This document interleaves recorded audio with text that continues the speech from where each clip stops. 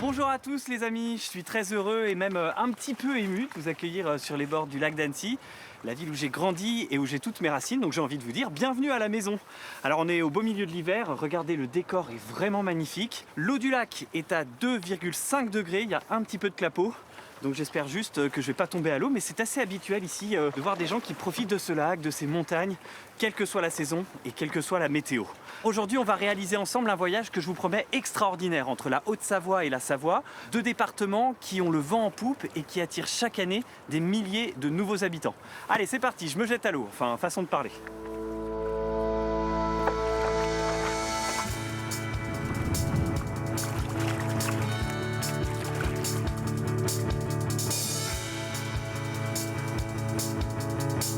Wouhou! Bon, franchement, c'est pas hyper facile, mais je vais m'accrocher. Alors parmi ces nouveaux habitants, nombreux sont ceux qui viennent ici pour se reconnecter à la nature et aux éléments, qui forgent le caractère des gens d'ici, leurs traditions, mais aussi leur histoire.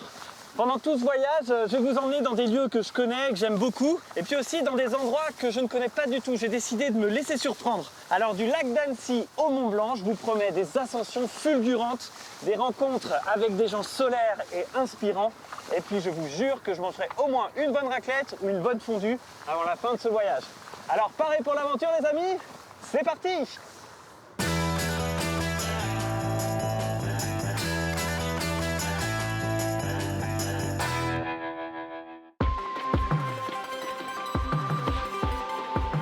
Bienvenue en Savoie-Mont-Blanc. On vit dans une région, les Pays de Savoie, qui vit vraiment au rythme de la montagne. C'est vraiment ce qui fait battre à l'unisson le cœur des gens qui vivent ici. Le massif des Bauges, c'est ces paysages qui sont remarquables et qui sont attractifs. Une région coup de cœur. J'ai pris mon sac et je suis venu ici pour faire une saison. Et j'avais prévu de voyager bien plus. Mais je suis tombé amoureux de cet endroit et du style de vie ici. Voilà. Qui invite à se dépasser. Et l'eau est à quelle température là? 2,2 degrés. Oui. C'est bon, je suis à côté de toi. Parfois, on ne se pense pas capable de le faire et finalement, quand on ressort, ça, on a une banane dingue et ouais, je l'ai fait et je pensais pas. Ismaël Khelifa en terre inconnue. Oh là là, que c'est beau! J'ai grandi ici et je n'avais jamais vu ça. Toujours prêt pour l'aventure. Parce qu'il y a quand même une confidence qu'il faut que je te fasse. Oui. Il y a 3 choses qui me font très peur dans la vie, c'est le cheval, l'escalade et le parapente. Est-ce que toi, t'es fier de toi? Je suis fier de toi, fier de l'envie. On n'a plus qu'à sortir la fondue. Hey, bien joué. Une échappée qui repousse les limites. La Haute-Savoie, ça se mérite.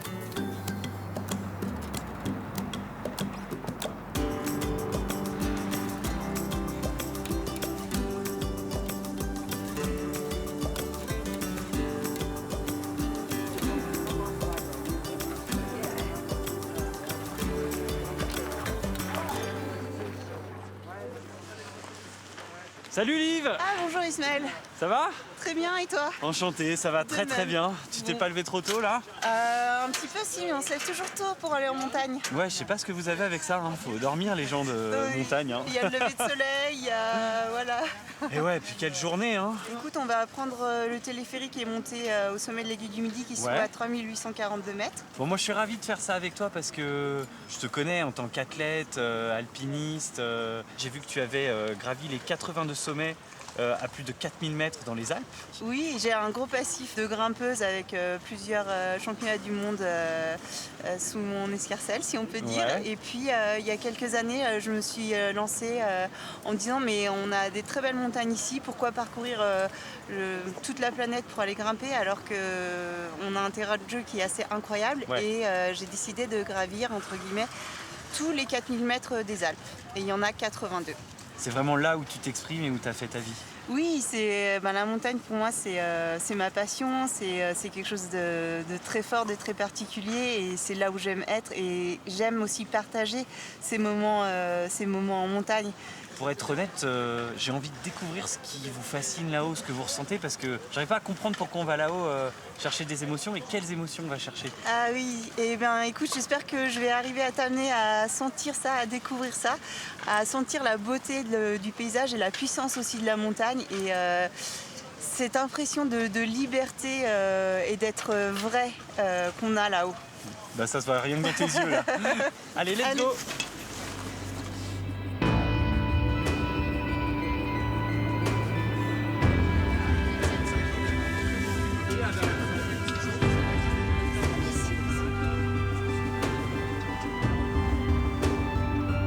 Le paysage est à couper le souffle quand même là. Waouh, c'est beau. Voilà, là on voit le sommet de l'aiguille du Midi, à droite. Ah là, c'est là qu'on va. Ouais, avec le pic. Oh là là.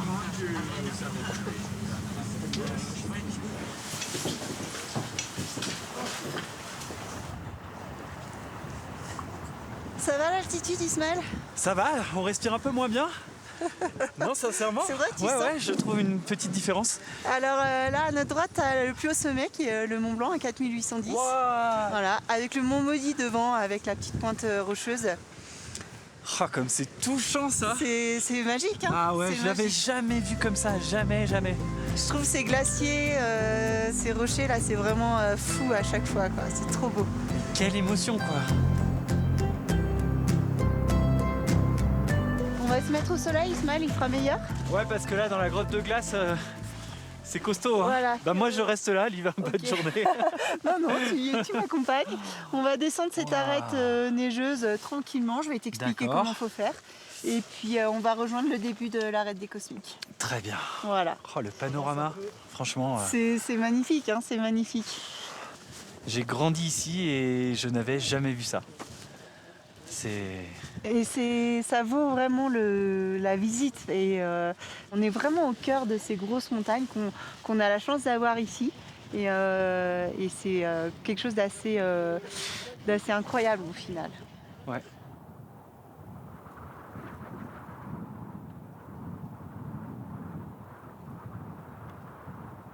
Je te disais que j'essayais de comprendre ce que tu recherchais. Il y a déjà ça, pour commencer. Oui. Tu vois, toi-même, tu le ressens, tu sens cette émotion, tu sens cette magie. Mon faucon. Et ben écoute, Ismaël, je te propose qu'on s'équipe. Ok. Et je vais te donner quelques conseils pour descendre à l'arête. J'en aurais besoin. Allez, c'est parti. Parce qu'il y a quand même une confidence qu'il faut que je te fasse. Hein. Oui. Il y a 3 choses qui me font très peur dans la vie. Oui. C'est le cheval, l'escalade et le parapente. Aujourd'hui, on va faire de l'alpinisme. l'alpinisme. Mais il faut se jeter dans le grand bain. Bon bah écoute, on y va. Allez, on dépasse ses peurs.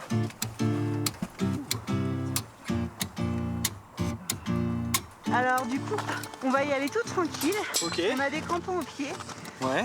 On dit souvent qu'on marche en canard ou à 10h10 avec les crampons aux pieds. Tu écartes un peu les pieds. L'idée c'est de ne pas accrocher le pantalon et de débarouler, tu vois. De débarouler. Et tu mets du poids dessus. Tu descends ton centre de gravité, tu mets du poids dessus. D'accord? Ok. Et c'est toi qui vas passer en premier et moi derrière qui vais te retenir.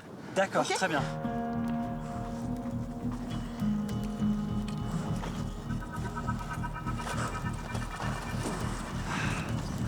C'est vertigineux.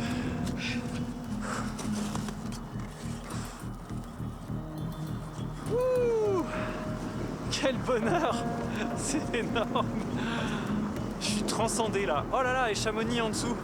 Ouais.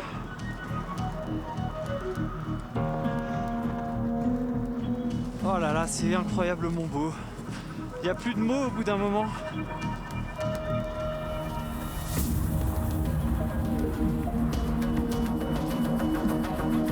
J'ai mon piolet aux mains et je suis prêt à y aller.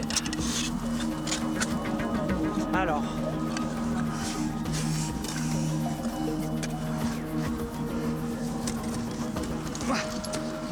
Ça va? Mon Dieu! Allez. J'ai mal partout, mais je m'accroche. Ça m'étonne pas. Ah, ça va toi? Ouais, bah moi j'adore. Allez, Kel. Allez, Isma.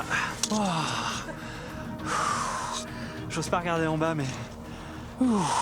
C'est gazeux, hein? Ah ouais, c'est gazeux, ça veut dire quoi? Il y a du vide? Il y a du vide. Waouh, j'ai des frissons de partout là. Ça va toi, Liv? Moi, au-dessus de 3000 mètres, ça va toujours. Hein. Ouais, c'est ta maison. Mais ce que j'adore là, tu vois, c'est qu'on n'est pas dans la performance ou quoi. On prend soin l'un de l'autre. Et je vis avec toi quelque chose d'hyper intense que j'ai vécu avec très peu de gens. Enfin, de cette intensité-là, c'est rare de vivre ça avec les gens. Tu sais, là, ce que tu décris, c'est l'esprit de cordée. Nos vies, elles sont reliées, en fait, à la corde. Pour réussir une ascension, il faut savoir comment va ton compagnon de cordée derrière. Est-ce qu'il a froid? Est-ce qu'il est fatigué? Est-ce qu'il est bien? Est-ce qu'il a des doutes? Et vice-versa, en fait. Et une cordée qui fonctionne bien, c'est aussi une cordée qui communique bien. Et cette notion de cordée, chez nous, elle est fondamentale. Je pensais pas avoir les capacités de faire ça. C'est fou. C'est génial. C'est une expérience de vie. C'est une leçon de vie, ce moment. Hop.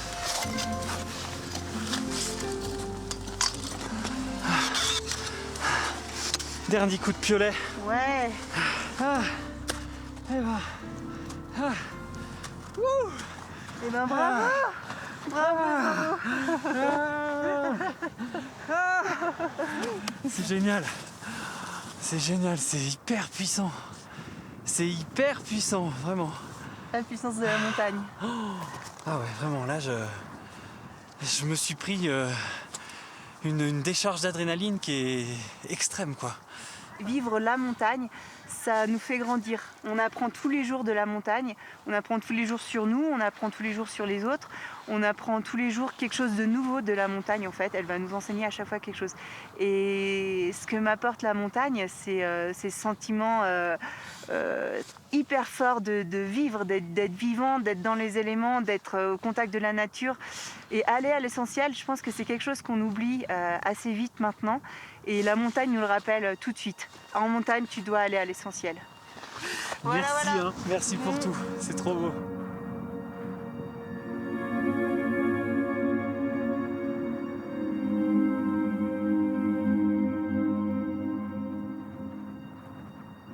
Ok. Si tu veux, tu peux lâcher.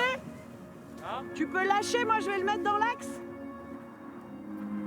Perchée sur le rocher des Deux Têtes, aux Arcs à Bourg-Saint-Maurice, Chloé s'apprête à marcher dans le vide sur cette slackline à 20 mètres du sol. Il y a des principes de base à respecter pour que ça soit safe, que tout soit en sécurité, tout est doublé. Ça va nous permettre d'évoluer dans les airs, mais vraiment en toute sécurité. Même si ça fait super peur, en fait, c'est plus safe que prendre la voiture pour venir ici. On dirait pas. Chloé pratiquait le ski en compétition avant de découvrir cette discipline vieille de 40 ans et arrivée en France au début des années 2000. Aujourd'hui, à l'instar de Chloé, les femmes excellent dans ce plaisir de funambule. Nat, si tu veux, tu peux préparer le mouflage et j'arrive. Il y a forcément de la technique et du physique, mais c'est aussi énormément mental et du coup, il n'y a pas de... Enfin voilà, les possibilités, que ça soit au féminin ou au masculin, c'est vraiment à égalité et libre, quoi. J'ai beaucoup moins peur qu'au début, mais j'ai toujours une appréhension et après ça dépend en fonction des lignes aussi. Et ça dépend des gens, mais moi en tout cas, elle est toujours là. Une fois lancée, Chloé peut se laisser aller en tutoyant la cime des montagnes. Bah, les sensations, c'est vraiment de marcher sur un nuage, quoi. Ouais, une sensation de flotter dans l'air. Dans le moment présent aussi, on est à fond dans ce qu'on fait, on peut pas être ailleurs. Hein. Moi, j'avais pas une facilité déconcertante à monter dessus et à être à l'aise direct. Du coup, ça m'a demandé de beaucoup travailler sur moi, ouais, sur la peur, sur la confiance en moi. Après sa carrière de skieuse à grande vitesse, Chloé fait désormais l'éloge de la lenteur.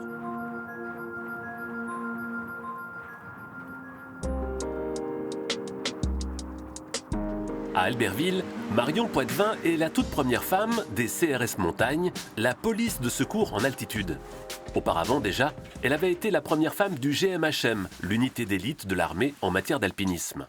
C'était une opportunité assez exceptionnelle de pouvoir rentrer là-dedans en tant que femme. Je n'avais pas vraiment réalisé qu'il n'y avait aucune femme qui avait rejoint cette spécialité encore.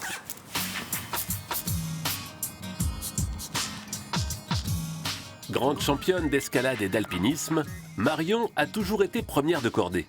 Une exception, car sur 1700 guides de haute montagne, on compte seulement 30 femmes. Pourtant, 40% des inscrits en club sont des femmes. Bon, on va checker les DVA. Afin de changer la donne, Marion a créé un club exclusivement féminin. Lead the Climb, littéralement mener la grimpe. Alors le club, il a pour but de développer le leadership au féminin dans les sports de montagne. On remarque que plus on monte en altitude, plus on monte dans la place de la cordée vers le leadership et plus elles disparaissent. Faire une course en seconde, c'est comme un cookie, voilà, c'est bon, mais une course en tête, c'est comme un cookie mais avec des pépites de chocolat. C'est encore meilleur parce qu'il y a tout ce challenge de prise de décision, de responsabilité qui est chouette, quoi, et c'est beaucoup plus gratifiant d'avoir fait une course en tête et d'avoir mené la course que de l'avoir fait en seconde.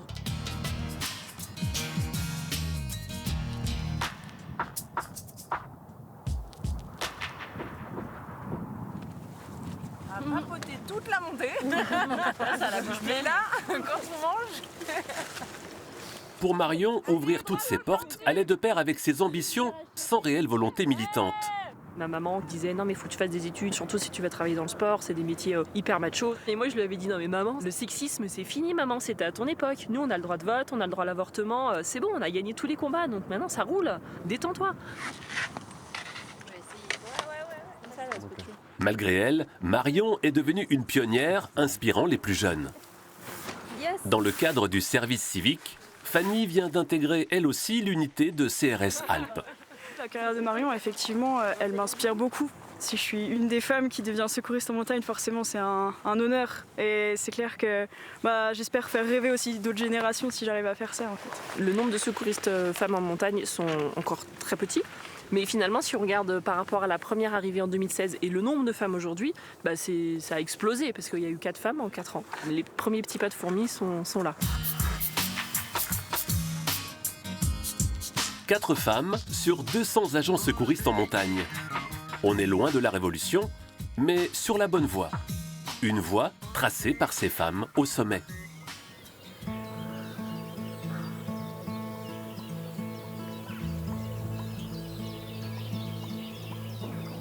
Je crois que je me lasserai jamais de cette piste cyclable. C'est vraiment magique d'être là, le lac, les montagnes. C'est probablement une des plus belles du monde, hein. Et toi, qu'est-ce qui t'a donné envie de venir habiter ici, Fiona? Eh bien, c'est ça, regarde. C'est pas beau, avec ce ouais. décor. Avec Nicolas, donc c'est mon compagnon, on s'est installé ici il y a bientôt 2 ans. D'accord. Et c'est principalement pour l'attrait des montagnes. Et puis le fait que tu puisses tout faire à vélo, que tu ailles au boulot, chez les copains, au resto. C'est vrai qu'Annecy figure très souvent dans la liste des villes les plus agréables à vivre de France. C'est sûr. Bon, après, il ne faut pas trop le dire non plus, sinon on va être trop nombreux ici. Hein.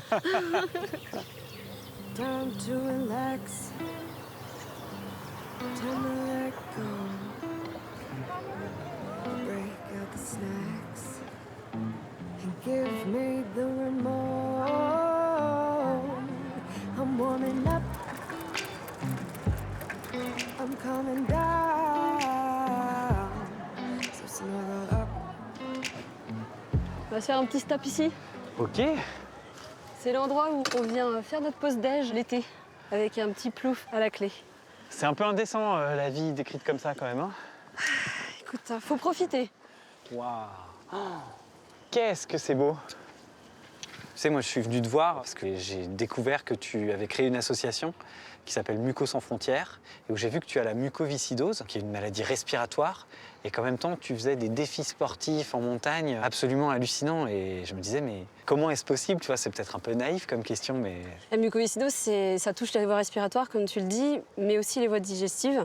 Ça reste une maladie grave et fait partie des maladies rares en France. Ouais. Et le sport t'aide énormément à maintenir une capacité respiratoire au top de ce que tu peux faire. L'espérance de vie d'une personne atteinte de la mucoviscidose en France, c'est quoi aujourd'hui? Aujourd'hui, c'est près de 50 ans. Ah oui, d'accord. Et ça a plus de doublé depuis que je suis née. Ouais. Moi, j'ai 33 ans aujourd'hui et à l'époque, c'était à peine 20 ans. Donc il y a des énormes progrès au niveau thérapeutique qui donnent beaucoup d'espoir pour l'avenir. Et donc, toi, ce que tu trouves ici, finalement, c'est une façon de vivre ta vie de manière entière, quoi. J'ai toujours vécu un peu à fond et ouais. Je suis très dans l'instant présent, sans penser à avant, après. C'est maintenant qui c'est important. Bah, quand toi tu le dis, ça prend tout son sens. Hein. Bon, je vais remettre une petite veste, moi, quand même. Il fait un peu frisquet. Il fait un peu froid, hein? Ouais, tout à fait. On va aller rencontrer Nico, mon compagnon avec qui on a créé Muco Sans Frontières. Eh ben, écoute, ça marche.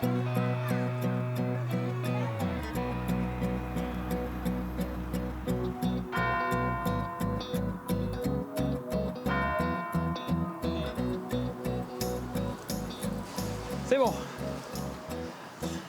Donc là, on arrive dans la vieille ville. Ouais. Et là, le pont Perrière, il est hyper connu ici. C'est là où tout le monde se prend en photo avec la prison, juste derrière, qui est un musée maintenant. Avec le château, c'est vraiment les deux endroits les plus connus d'Annecy. C'est la carte postale parfaite. Tu sais que j'ai vu des calendriers avec cette photo dans le monde entier. En Asie, au Proche-Orient, en Israël. Avec la photo de la prison? Complètement, ouais. Bah, c'est un des endroits les plus photographiés de France. Mais de là à ce que ça aille jusqu'en Asie, ça a traversé les frontières. C'est ça, c'est ça.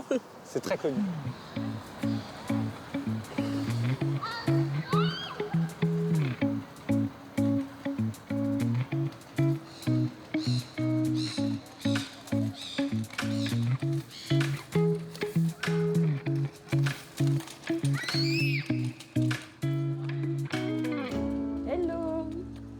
Salut. Salut. Salut. Ismaël. Nicolas. Salut Nico. Enchanté. Bah pareil, écoute. T'es bien là, dis donc, pour travailler. T'as vu? Bienvenue dans mon bureau, c'est toi. Ouais, c'est très grand, hein, ton bureau. Et tu es en télétravail, là? Ouais, 2 jours par semaine. Je travaille à Paris pour une ONG écolo. À côté de ça, on a monté cette petite association, Muco Sans Frontières, qui consiste à monter des événements un peu extraordinaires autour du sport et de l'aventure outdoor. Donc l'année dernière, on a tenté l'ascension du Mont Blanc avec Fiona et puis 2 autres personnes qui avaient elles aussi la mucoviscidose. Il y a 2 ans, on avait fait même un 6000 en Bolivie. Et Fiona, j'imagine que pour toi, à 6000 mètres ou même à 4000 mètres, quand tu fais l'ascension du Mont Blanc, ça doit être un sacré effort, non? Ouais, c'était un gros challenge. Bah, c'est la première fois que je faisais ça. J'étais jamais montée aussi haut. Et c'est vrai que tu manques vachement d'oxygène pour une personne lambda. Et donc, moi, c'était d'autant plus difficile au niveau vraiment respiration. C'était vraiment, je posais un pas, je respirais, après je posais un autre pas. Et du coup, l'ascension est vraiment très lente. Je suis impressionné. Vous devez avoir des retours formidables, notamment des gens qui ont la mucoviscidose, qui doivent voir que d'autres choses sont possibles. C'est ça qu'on cherche à faire. C'est avoir des messages de parents qui nous disent que leur fils ou leur fille a été diagnostiqué de la mucoviscidose. Donc le monde s'écroule. Et puis, en fait, ils découvrent sur les réseaux sociaux que certaines personnes, comme Fiona, mais d'autres, ont une trentaine d'années et se lancent dans des défis fous, avec un état d'esprit hyper positif. Et ils trouvent ça super, et ils disent continuez, ça me donne beaucoup d'espoir pour mon enfant, pour la suite. Je dis toujours l'espoir fait vivre, mais c'est c'est vrai. C'est vrai. C'est fort. Ouais.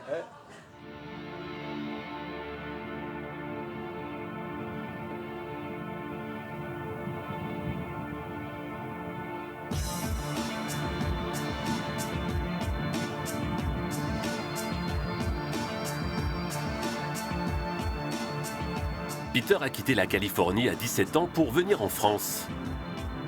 Après quelques années en région parisienne, il a décidé de s'installer ici, à Chamonix.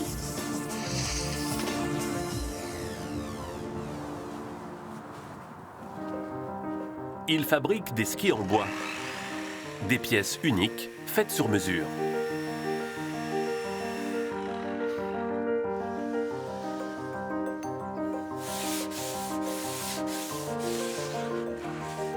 Cette paire, je pense, a de la magie dedans. Et c'est ce que j'essaie de mettre un petit peu à chaque fois.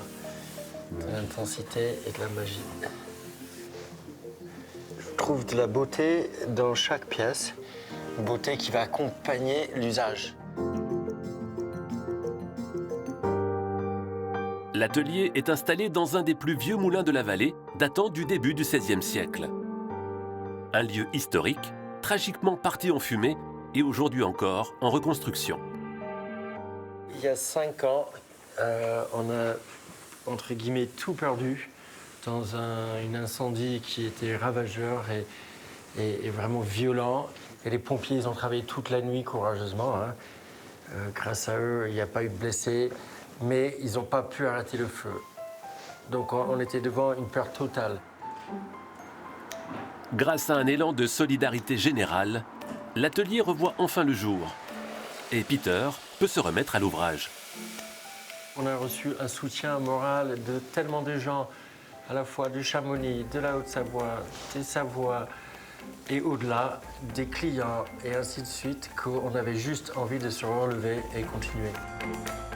La montagne, un lieu magique pour se réinventer, écrire une nouvelle page de sa vie. Pour certains comme Cédric, cela passe par le sport. Ce skieur est plusieurs fois champion de France, médaillé de bronze en championnat du monde et a participé à 4 Jeux olympiques.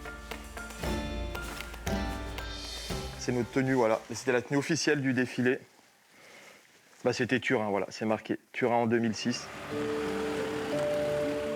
Cédric est un champion handisport. Victime d'un accident de la circulation à l'âge de 16 ans, il est amputé sous le genou gauche. Je suis sorti du coma médical, je me suis réveillé avec la jambe en moins. Est-ce que c'est ma force de caractère? Est-ce que c'est mon entourage, ma famille qui ont été omniprésents? En tout cas, j'ai réussi à repartir, de revenir dans mes montagnes, proche de mes amis, de ma famille. Psychologiquement, ça m'a beaucoup aidé. Cet environnement m'aide tous les jours, en fait, parce que je suis bien ici.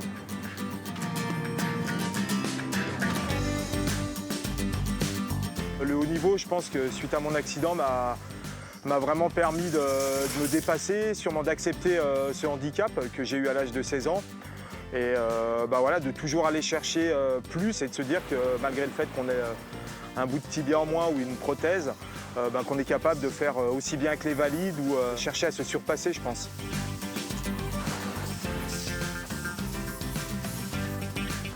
Les pays de Savoie sont aussi des terres d'accueil. Cédric rencontre aujourd'hui Clélia Compa et son association Yambi, qui propose des sorties en montagne à de jeunes demandeurs d'asile. Clélia. Cédric. Merci d'être venu, ça nous fait très plaisir. Je suis content d'être là, ouais. Merci à toi. Ils sont super contents de te rencontrer aussi. Je leur ai expliqué un petit peu ton parcours. D'accord. Tu avais fait les Jeux paralympiques et tout. Ils sont assez impressionnés de rencontrer quelqu'un comme toi. C'est cool, ouais, c'est cool. On trouvait que c'était vraiment sympa de faire un projet ensemble pour vraiment essayer de trouver toute une narrative autour de qu'est-ce que la vie avec un handicap et qu'est-ce que le handicap en fin de compte. Et nous, les jeunes que nous accompagnons, eux, c'est pas un handicap physique qu'ils ont, mais c'est un handicap social. Forfait gratuit grâce à la station de Saint-Gervais, matériel prêté par un loueur local, moniteur bénévole. La solidarité s'est organisée autour de Yambi pour offrir des cours de ski à ces jeunes souvent trop isolés. On vit dans une région, les Pays de Savoie, qui vivent vraiment au rythme de la montagne. C'est vraiment ce qui fait battre à l'unisson le cœur des gens qui vivent ici. Donc on s'était dit qu'avec quelques amis du coin, que ça pouvait être un super outil d'intégration en fait. Après quelques leçons seulement, Habib et ses copains s'amusent déjà sur une neige qu'ils découvrent à peine. Et là, il a 20 sur 20. C'est professionnel, hein. Quand j'étais en Afghanistan, je voyais sur la télévision, je pensais que faire les choses comme ça sera très très bon. Et aujourd'hui, j'ai fait ça, mais je suis très très content. Habib a traversé 10 pays pour fuir l'Afghanistan. Cet été, il relèvera un nouveau défi, gravir le Mont Blanc. On est super fiers d'eux. Est-ce que toi, tu es fier de toi? Je suis fier de toi, fier d'envie. Allez, viens là. C'est cool. Sur les pentes enneigées des Alpes, chacun peut se remettre en piste, se dépasser et se reconstruire.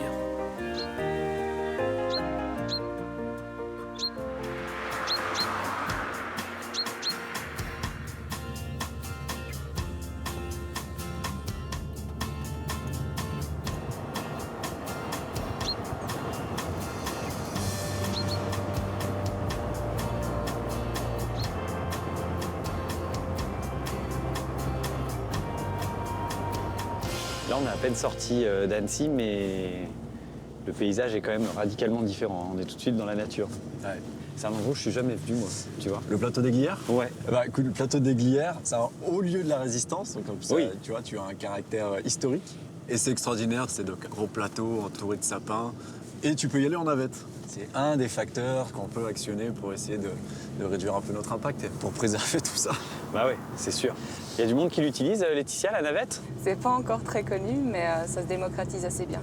Et il serait temps, en fait. Il serait temps pourquoi? Parce qu'il y a... Il y a énormément de monde sur les routes et le parking là-haut, il est complètement saturé, surtout les week-ends.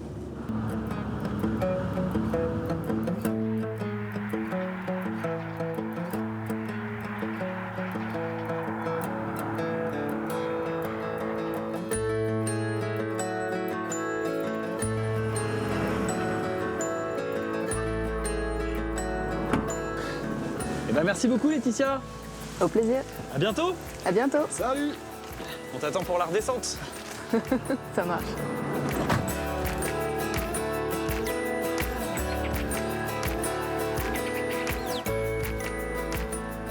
Alors on va rencontrer Thibaut, qui est un bon ami. Ok.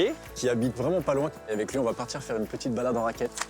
Bah écoute, ça fait envie, hein, vu le paysage. Salut. Salut Thib. Salut Thibaut. Salut. Enchanté Ismaël. Enchanté Thibaut. Aujourd'hui, on va profiter de cette tempête de ciel bleu là. J'aime beaucoup l'expression là, tempête de ciel bleu. C'est vrai que ça décrit bien ce qu'on vit. Hein. Ah bah des fois on vit des vraies tempêtes de neige ici. Du coup pour le coup là c'est plutôt l'inverse. Et on va pouvoir profiter de cet espace assez incroyable, un environnement super sauvage où il n'y a quasiment rien.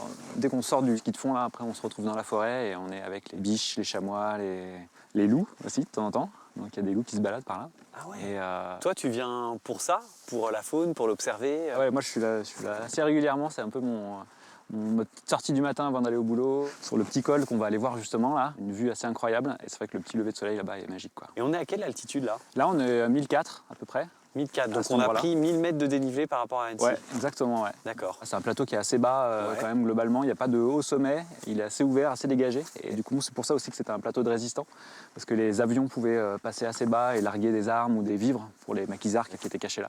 On va mettre nos raquettes et puis on va y aller. Hein. Allez, c'est parti. C'est parti. Allez, c'est bon? Allez, go. Génial.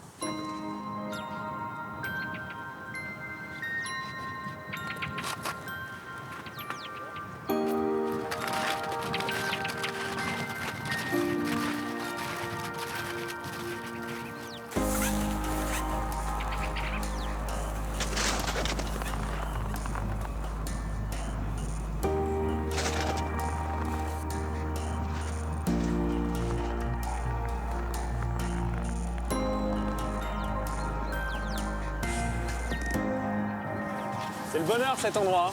Ah, c'est beau là, hein? Ah ouais. J'emmène aussi les enfants régulièrement là parce que tu vois, tout de suite il n'y a plus rien, il n'y a plus de piste de ski de fond et t'es là sur le plateau en pleine nature, complètement immergé quoi. Ouais, puis t'as la pleine nature sans trop de difficultés quoi. Ah bah non, tu vois, t'arrives là, t'as des traces d'animaux un peu partout. J'adore faire pister les enfants, donc les enfants ils vont aller chercher des petites traces, ils vont essayer de repérer ce que c'est, les petites crottes aussi, c'est assez rigolo. Ouais, grandir comme ça doit être génial. Ouais, ouais c'est incroyable. Et t'as combien d'enfants? J'en ai 2. Du ouais. coup, j'ai une grande fille de 11 ans et un petit de 7 ans. En fait, à la base, on est urbain, on a habité 20 ans à Grenoble. Et pour moi, c'était hyper important pour les enfants d'être élevés aussi comme ça, là, de ne pas forcément être tout le temps dans cet univers urbain, dans la pression que ça peut générer. Mais tout ce que tu fais avec eux ici, ça leur développe une conscience, un amour de la montagne, de l'environnement de façon globale qui est extraordinaire. Pour moi, c'est un peu un modèle, tu vois, en tout cas d'éducation familiale pour plus tard. Et je comprends parce que je crois que c'est le désir de beaucoup de parents hein, aujourd'hui. Parce qu'il y a énormément de gens qui quittent les grandes villes pour pouvoir changer de vie. Il y a 2 tiers des Français qui veulent changer de vie. Donc, l'envie de sortir des grandes villes, elle s'est fait sentir. Ici, à Annecy, on a de plus en plus de nouveaux arrivants. Hein. On en fait un peu partie, hein, finalement. Et du coup, c'est vrai que la fréquentation en montagne aussi se ressent. Aujourd'hui, le principal impact d'une station de ski, par exemple, c'est les transports des pratiquants. Ah oui. Donc, c'est pas les remontées mécaniques, l'électricité qui est utilisée, c'est le transport des milliers de personnes qui viennent en voiture. Ça génère énormément d'impact sur le climat, notamment. Bon, on a de l'espoir. Bon, on se la fait cette... Bah oui, vous arrêtez pas de parler, donc... Bah ouais, c'est clair, on part. On y va. Mais attends-nous un peu, hein, parce que t'es toujours à cavaler devant. Opération Mont Blanc. Allez, Opération Mont Blanc.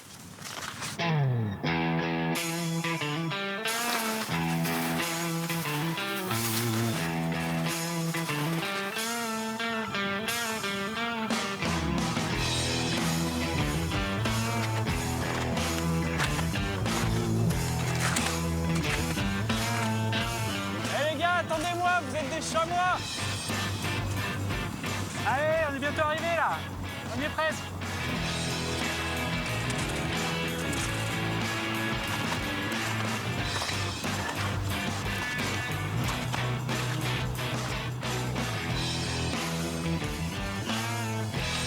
Voilà.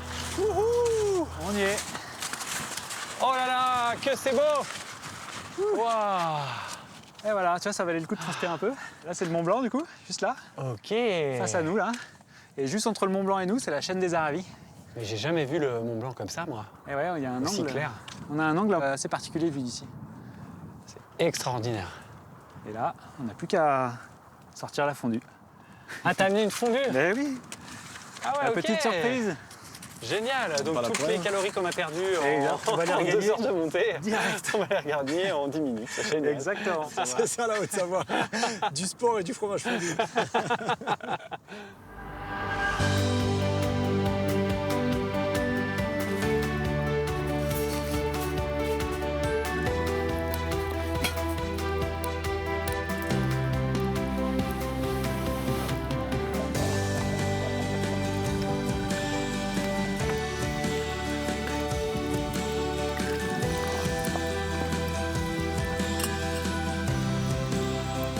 Elle a l'air mortelle. Je crois qu'on va se régaler. Et ça sent. Ah, ça sent hyper bon. Ça commence à sentir bon. Il y a l'odeur du fromage fondu qui se mélange à l'odeur du feu de bois, là. Ouais. D'ailleurs, Ouais. t'as pas envie de goûter, non? Ah si, grave, vraiment. Eh ben allez, vas-y, serre-toi, c'est prêt. Hein.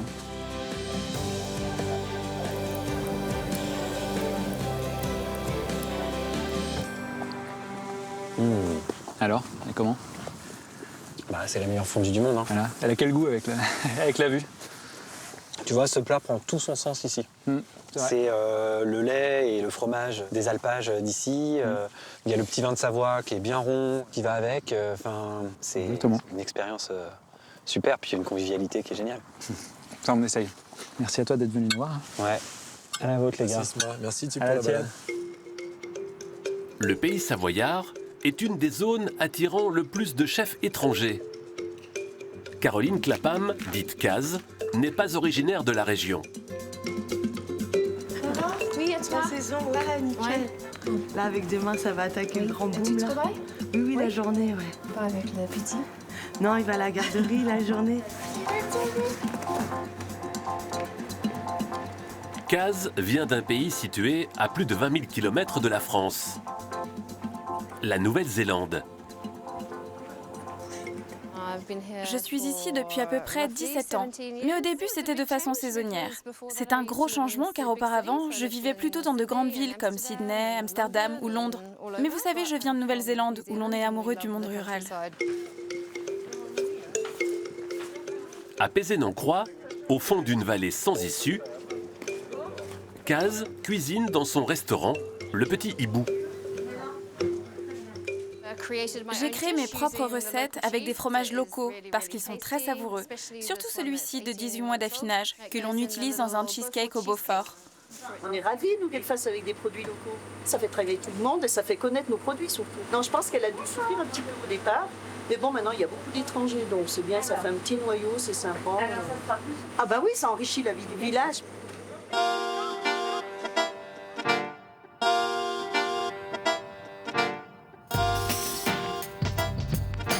Au fond de cette petite vallée de la Vanoise, Caz et son mari, David, ont entièrement rénové un vieux chalet pour y installer le Petit Hibou, leur gîte-restaurant. Pendant des années, le couple gérait des chalets avec service hôtelier.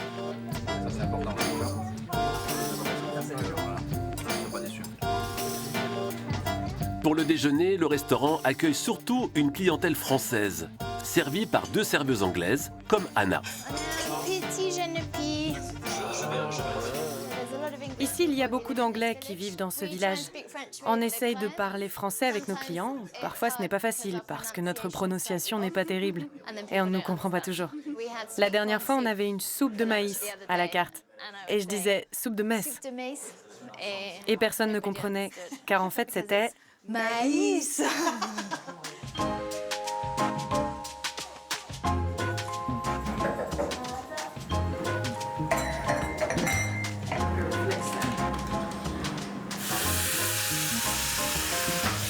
En s'appuyant sur les produits locaux, Caz propose une cuisine originale et esthétique comme son fameux cheesecake au Beaufort. Mais les produits ne viennent pas tous de la région. Voici le meilleur agneau du monde. Il est élevé en liberté et sans traitement chimique. Le seul problème, c'est qu'on lui fait traverser la moitié de la planète pour le servir. Tout le reste sur la carte est français. Il fallait bien qu'on ait un élément néo-zélandais sur la carte. I'm going. Thanks, chef.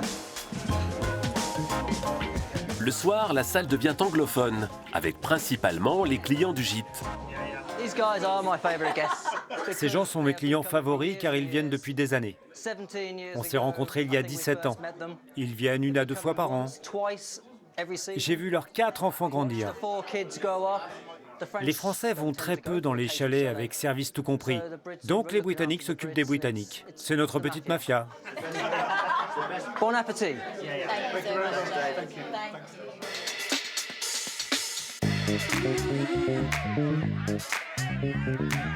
Les pays de Savoie séduisent de nombreux chefs étrangers.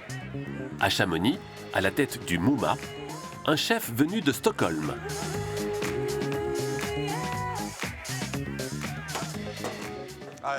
J'ai pris mon sac et je suis venu ici pour faire une saison. Et j'avais prévu de voyager bien plus. Mais je suis tombé amoureux de cet endroit et du style de vie ici. Et puis de 1 an, c'est devenu 2, et puis 3, et ça fait maintenant 17 ans que je suis ici. Voilà.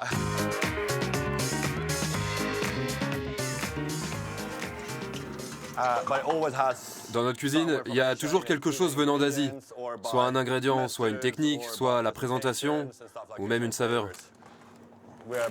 Nous sommes une équipe avec un Italien, Suédois, Anglais, Danois.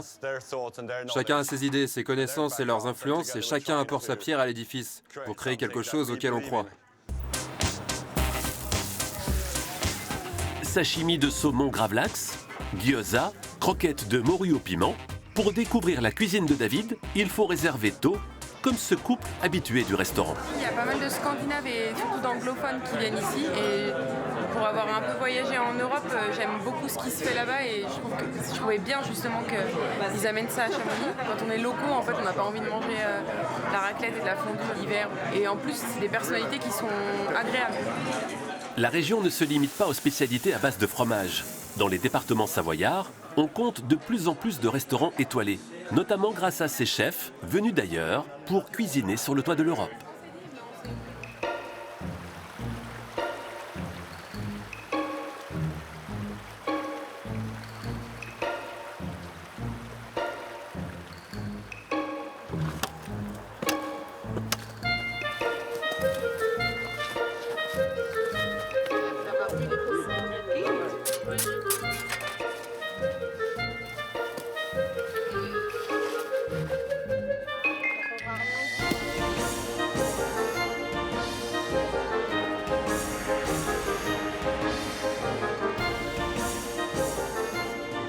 Juste avant de rentrer dans l'eau, c'est respiration par le ventre, comme au yoga, doucement. Essayez de faire baisser le rythme cardiaque, parce que le rythme cardiaque, il faut savoir qu'il va...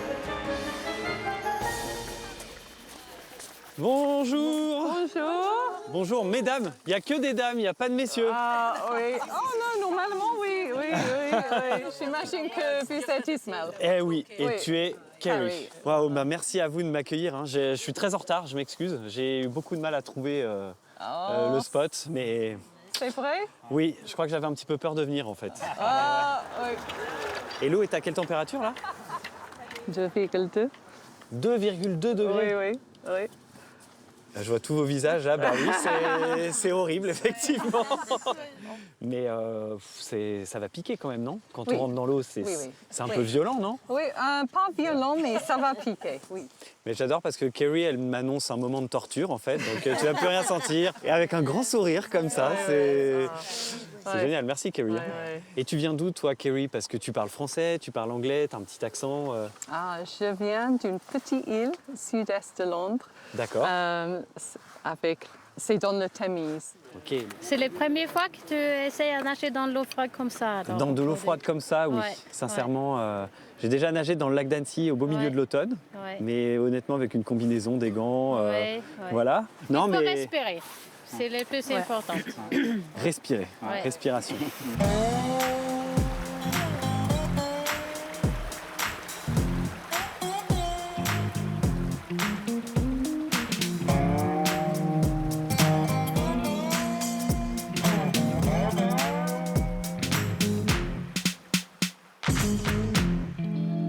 Et toi, qu'est-ce qui t'a poussé un jour à te dire allez, je vais dans l'eau gelée?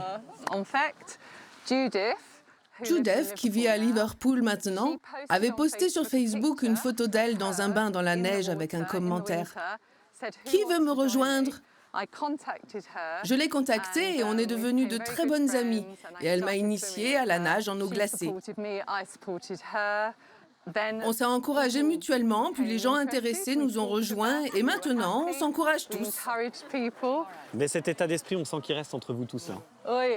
C'est comme ça que vous vous encouragez. On se motive mutuellement. Les givrés de Samoa. Oh, super. Mais vous êtes impressionnants et impressionnantes tous. Hein. Quand tu es régulier dans l'activité, tu deviens vite addict. Parce que ton corps sécrète des endorphines. Ah, la fameuse... Vraiment. Du plaisir, c'est ça? Oui, tout à fait. Ouais. Et tu ressens donc un plaisir très singulier quand tu es dans l'eau alors maintenant? Alors quand tu es dans l'eau, pas forcément. Mais quand tu ressors, ouais. Et ça t'aide dans le quotidien? Ah ouais, complètement. Calme, zénitude. Ouais, c'est ouais. ça. Ouais. Ça renforce aussi l'immunité. Hein. Je pense qu'il n'y a personne de malade de tout l'hiver ici. Hein. J'ai déjà froid aux mains, aux pieds, mais bon, j'y crois. Je vais t'accompagner. Allez, ça marche. Allez, À tout à l'heure. Bon courage. Il est motivé, il est motivé. Ouh, il commence à faire froid déjà. Donc là, il faut déjà commencer à respirer un petit peu. Ouais. Penser à ton souffle. Il ne faut pas arriver dans l'eau froide, voilà, tout excité et tout. Il faut vraiment être relax. Tu mets le bonnet? Le bonnet.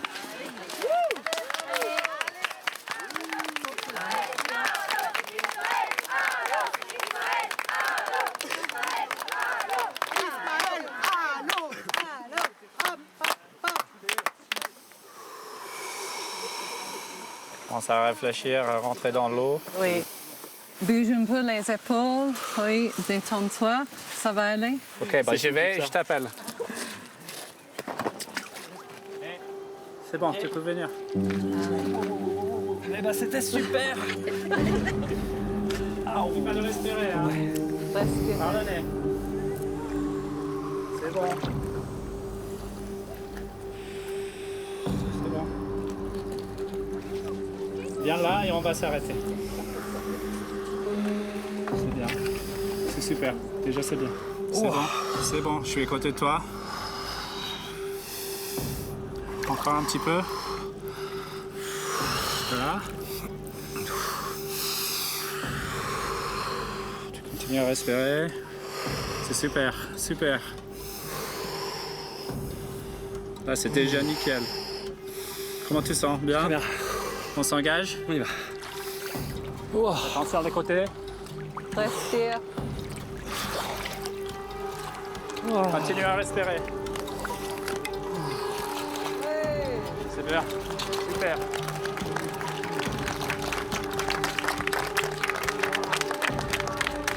Tu vas commencer à sentir dans les mains et les pieds.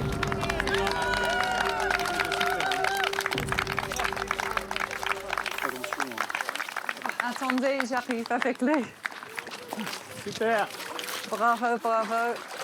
Voilà, mets ça. Ça va? Ok, respire. Ok. Respire. C'est. Ça va? Ça va? Ça va, ouais. Oui. Oh yes, il y a le petit chocolat chaud. Et une sonde serviette. vous êtes au top. Voilà, oui. Super, parfait. Oui. C'est impressionnant, oui. Ah bah, ça rend d'autant plus impressionnant les gens que j'ai vus avant. Oui. Il reste 5-6 minutes. Oui, mais ils se sont habitués. Oui. Là, tu vois, je sens que j'ai des fourmis qui partent de la pointe des pieds jusqu'au menton. Ah oui. Le corps tremble. Oui. Et d'un côté, la surface de la peau, elle est très très froide. Oui. Et à l'intérieur, c'est très très chaud. Tu vois? Oui, exactement. Oui, bravo. Et en même temps, je suis claqué. Ça fatigue beaucoup. Oui. Mais il y a des gens qui sont beaucoup plus habitués que nous, qui font 1000 mètres. 1000 mètres dans une eau comme ça.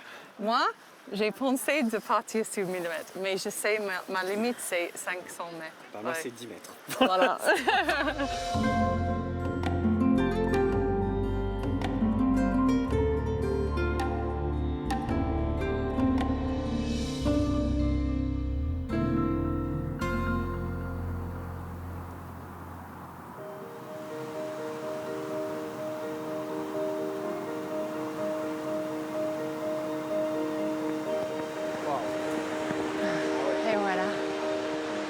Ouais, c'est là-bas qu'on va aller se baigner. Donc là, c'est la cascade de la Fraîche. Cette cascade porte bien son nom. Une eau à 3 degrés en provenance directe des glaciers, dans laquelle ces personnes venues d'Annecy vont se baigner. Caroline est professeure de yoga. Elle invite ses participants à découvrir l'expérience du yoga Tummo. Donc le mot Tummo, déjà juste dans sa traduction, en fait, ça vient du tibétain et ça veut dire chaleur. Donc en fait, ça peut paraître contradictoire, mais c'est par le contact du froid en fait, qu'on va aller éveiller la chaleur. Comme les moines tibétains à l'origine de cette pratique, les participants vont travailler leur respiration grâce à un temps méditatif avant de s'immerger dans l'eau glaciaire.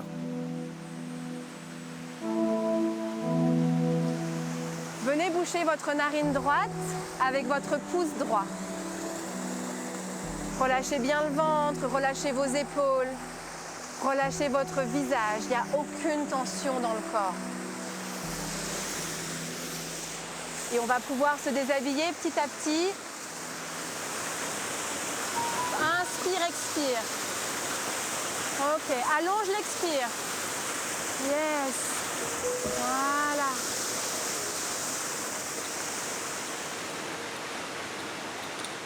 Régénération des tissus, réoxygénation des cellules, vasodilatation. Cette pratique apporte de nombreux bienfaits physiques, mais pas seulement. On vient booster la confiance en soi et l'estime de soi. Parce que parfois, on ne se pense pas capable de le faire et finalement, quand on ressort, ça, on a une banane dingue et waouh, je l'ai fait et je ne pensais pas. Magnifique. Magnifique. Cette chaleur, plus on pratique, en fait, plus elle va s'éveiller. Pendant que ces passionnés s'immergent dans la cascade de la Fraîche, d'autres sont sur le lac de Tignes. Vous allez faire, vous allez ouvrir le trou correctement. Avec ta scie, tu vas pouvoir aller sur les côtés, là, regarde. Alban Michon, spécialiste de plongée sous glace, est un explorateur aguerri. Après avoir parcouru plusieurs fois les régions polaires, il a décidé de mettre son expérience au service des autres, en créant l'école des explorateurs. Donc l'idée, c'est de leur faire travailler vraiment l'univers du froid, parce que c'est un univers à moins 30 degrés. Et tout ce que je leur apprends ici, c'est tout ce que j'ai vécu, toutes les erreurs que j'ai effectuées. Je te laisse mettre un peu d'eau chaude, déjà pour qu'ils puissent tourner, parce que là, il est vraiment gelé. La réussite de leur projet, la réussite d'une expédition ou d'une aventure polaire, c'est vraiment une somme de petits détails. Je te laisse faire les choses, le riche. Eh, tu peux pas te permettre de mettre les mains comme ça dans l'eau. Hein. Là, tu te gênes les doigts, hein, c'est sûr. Thibaut et Loris préparent une expédition dans le Grand Nord canadien pour réaliser un film sur les conséquences du réchauffement climatique. Sur place, isolés dans le froid polaire, ils feront des séries de plongées sous glace. C'est stressant parce que c'est quelque chose qu'on n'a encore jamais fait, donc c'est la première fois. Il y a du bon stress parce que c'est excitant, c'est une aventure que peu de gens font. Plonger sous la glace, déjà, c'est vraiment notre domaine, il y a vraiment des risques spécifiques. Allez, bonne plongée.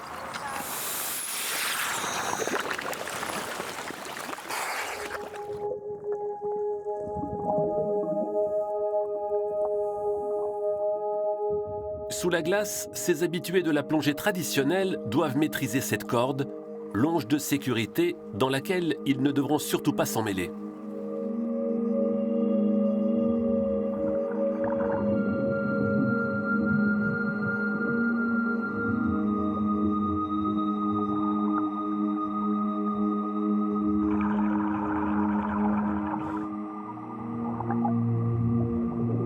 Alban prépare ses apprentis aux situations les plus extrêmes. Ça va les gars? Ça va.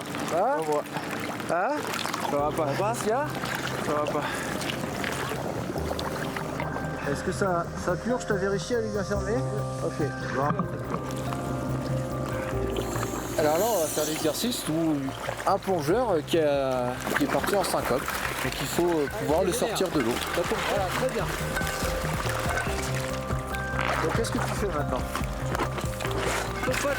Allez, prends-le par le harnais. Bravo Thibaut. Alors là c'est pour du faux, ouais. C'est mieux.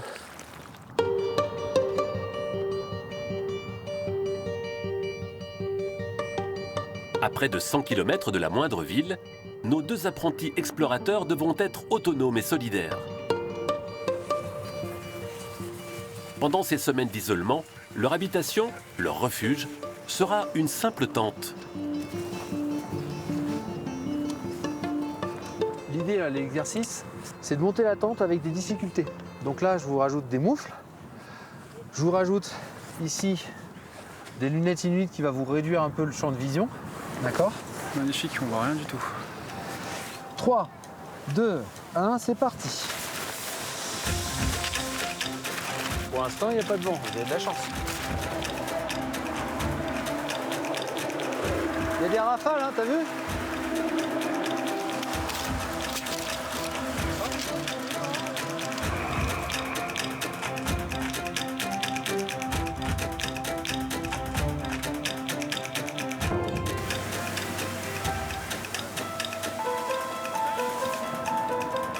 « 16 minutes. Ils avaient dit 6. Ce qui est pas surprenant en fait. C'est très difficile ce qu'ils font là. Hey, bien joué. Bien joué. Ces passionnés n'ont pas froid aux yeux. Et pour affronter ces conditions extrêmes, ils sont surtout guidés par leur démarche spirituelle ou leur recherche d'aventure. Ouais, profitez-en bien en tout cas, vraiment c'est important.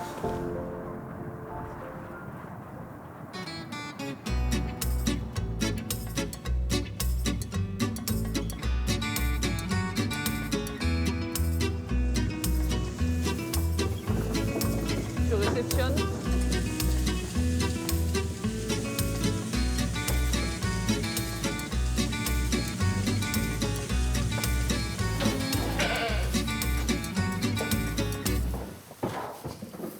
Isma, viens m'aider.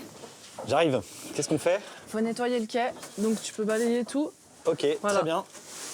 Je suis content de mettre la main à la pâte parce que j'ai pas fait grand-chose depuis le début. Ah bah ça va, ça fait partie du job aussi, ça fait tellement froid. Mais les journées commencent tôt chez vous, hein? Oui, bah on essaye de commencer vers 6h, 6h30. Et puis après, parce qu'on a toute la partie fabrication fromagère, voilà, c'est pour ça. Et après, on fait quoi? Après, alors, on va aller au marché, parce que le jeudi matin, c'est marché. Donc, du coup, c'est mes parents qui tiennent gentiment le stand. Ah, super! Pour nous filer un coup de main pendant que nous, on finit de fabriquer et de traire le matin. Je peux t'aider, Lucie? Allez, tu peux m'aider. J'ai l'impression d'être avec mes enfants quand je sors un paquet de bonbons. C'est pareil. Allez, les filles! Et Lucie, avec Célia, vous avez toujours eu envie d'avoir un élevage de chèvres? C'est quelque chose qui vous tenait à cœur depuis Ouais, longtemps? tout à fait. On a toujours voulu créer notre propre élevage. Les chèvres, moi, c'était une passion pour moi, avec la fabrication du fromage surtout. Du coup, on a fait nos études pour pouvoir nous installer toutes les deux. Et vos parents, ils étaient déjà dans l'élevage ou pas? Non, pas du tout, non. Alors, nos arrière-grands-parents, ils avaient un peu... C'est quand même dans les gènes, je pense. Ouais, bah bravo, c'est courageux de se lancer en partant de zéro. C'est vrai que c'est une sacrée aventure, hein. Bon, quand c'est une passion, c'est différent. Le courage vient plus facilement, je pense. Bah, c'est clair. On peut leur remettre un petit peu de foin. Voilà. On sent qu'on leur fait plaisir, là. Hein. Ouais, elles adorent. Ah ouais. En plus, on achète du foin de bonne qualité, mais elles nous le rendent bien. Elles savent que c'est du bon foin. Et t'avais quel âge quand vous vous êtes lancée, Lucie? Eh ben, c'est cette année, donc j'ai 25 ans. T'as 25 ans? Ouais, on a commencé il y a 6 mois. Donc ça, on emmène le lait au marché pour les habitués. Allez, Voilà. ça marche. Je te laisse m'ouvrir la voiture. Ouais. Merci. Ça y est, c'est en train de se lever, là. Ah oui, oui, oui. Hop là.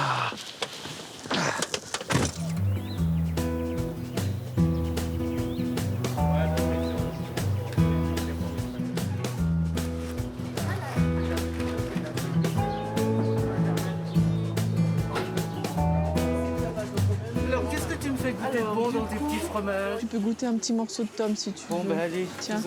Soyons fous, allons jusqu'au bout. Si t'en as pas eu, comme ça. Super bon. Ouais. Ouais. Moi, le fromage de chèvre, Ouais. pas de problème. À plus. Bonne journée, Christiane. Voilà le petit marché. Ouais, c'est sympa. Ouais, c'est cool. L'église, c'est vraiment l'église du village de montagne. Hein. Oui, oui, c'est vrai que c'est assez typique, oui, mais bon, c'est sympa d'avoir gardé un peu cette âme-là parce que ça se développe quand même beaucoup, donc je trouve que c'est cool, les petits pavés, voilà, les petites maisons autour. C'est vrai que c'est sympa quand ça reste petit quand même. Salut. Salut, Bonjour. ça va? Ça va les chèvres? Ouais. Ils ont quand même fait du lait ce matin. Ouais. Oui. Moi c'est Ismaël, enchanté. Enchanté. Bonjour, enchanté. Ça va? Bonjour. Donc votre fille arrive et vous lui demandez d'abord des nouvelles des chèvres. Oui, elle, on voit qu'elle va bien. C'est ça. Vous êtes venu avec votre casse-croûte alors? Et ben voilà. Et du coup, on a mis le casse-croûte parce qu'on avait un petit creux. Ah, Donc vous voulez goûter alors? Bah moi j'aimerais bien, hein. Bah, effectivement, oui, mais... plaisir.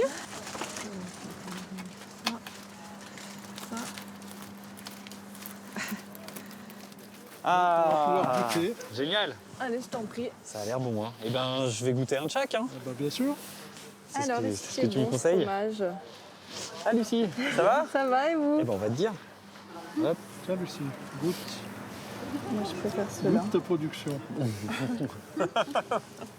Et quand vous les avez vus se lancer, alors vos filles, vous avez réagi comment? Parce que des jeunes qui se lancent dans l'agriculture, c'est quand même un choix de vie assez fort. Courageuse. Nous, on aide comme on peut, on leur donne de notre temps. Après, voilà, c'est pas comme si nous, on s'est installés à deux en même temps. Donc, c'est pas comme ceux qui se sont installés tout seuls et qui sont vraiment partis de rien. À deux, c'est quand même un peu plus souple. Ouais, parce que vu que vous êtes deux, ça vous permet peut-être de partir un peu en week-end, en vacances. On arrive déjà à prendre un week-end sur deux. Donc ça nous fait un bien fou de changer un peu d'air et puis partir en vacances. Ouais, on pourra. C'est le but d'être à deux. Ouais. Oui, c'est un métier qui est très physique. Hein. C'est un métier qui est quand même dur, rude. Ouais. Mais on sent que vous les admirez quand même un peu, je trouve. Oui, c'est de la fierté, ouais, c'est un peu normal. C'est sûr. Je pense qu'on peut l'être. Ouais, je crois qu'il y a de quoi l'être, effectivement.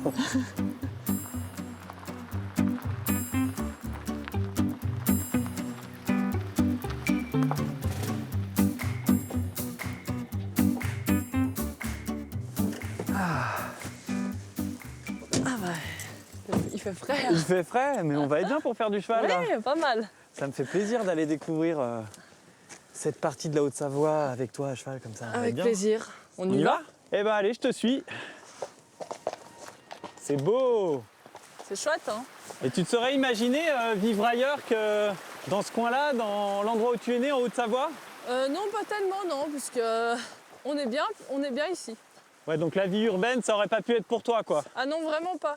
J'aime pas trop la foule, on va dire.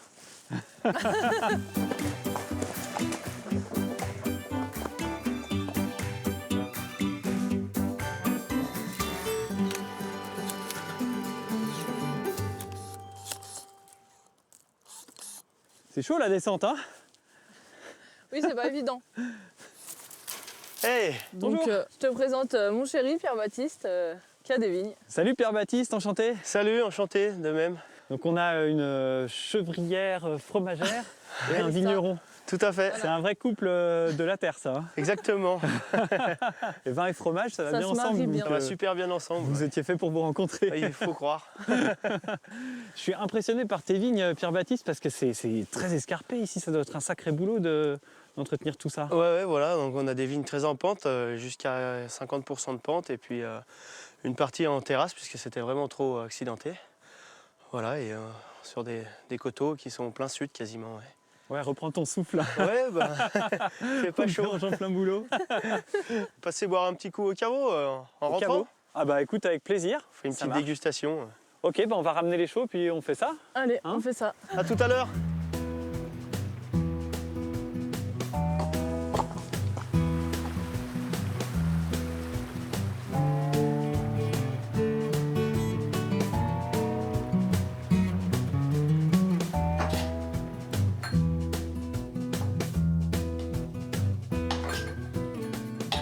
Tu sais que j'avais des chaufferettes pour les pieds et pour les mains pour le cheval, hein, et j'ai complètement oublié de les mettre. Bah voilà, c'est tout le temps comme ça. On est équipé et on oublie. Un petit fromage. Ah super. On va se régaler là. Et toi alors, tu as récupéré les vignes de ton père? Tout à fait, ouais. Donc c'est mon père qui avait créé le domaine et moi j'ai repris en 2014. Nous on a toujours travaillé en lutte raisonnée et puis depuis 2019 on a été certifié exploitation à haute valeur environnementale. On a des métiers où on est obligé de respecter notre environnement, puisque c'est lui finalement qui nous apporte nos produits, donc pour avoir un produit derrière qui soit sain et de qualité. C'est vrai que les deux vont très très bien ensemble. Hein. Oui. C'est un régal. Eh bien, allez, à la vôtre les amis. À la vôtre, santé. Moi j'ai chaud maintenant, hein. Je sais pas toi, mais... Pas encore, tout à fait. Ça va venir.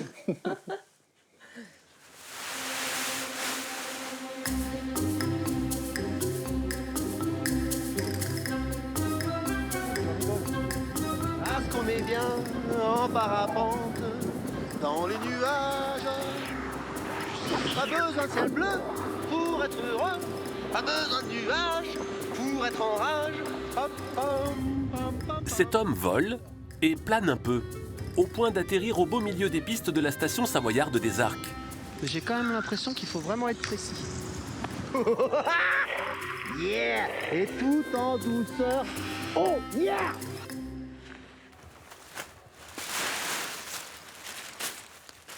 Bonjour, je m'appelle Enak Gavaggio, j'ai 45 ans, je suis un ancien sportif de haut niveau et un passionné de ski.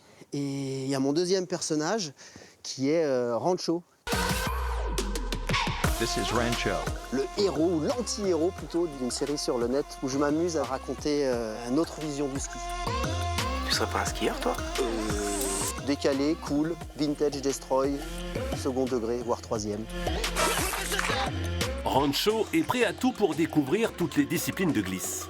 Sauter à ski, gravir des sommets de haute montagne, puis les skier, parcourir 20 km de biathlon ou même glisser à ski sur les vagues du Pays Basque. Des paris un peu fous, quitte à prendre tous les risques. J'ai bien une solution. Je suis pas sûr que ça va te plaire, hein?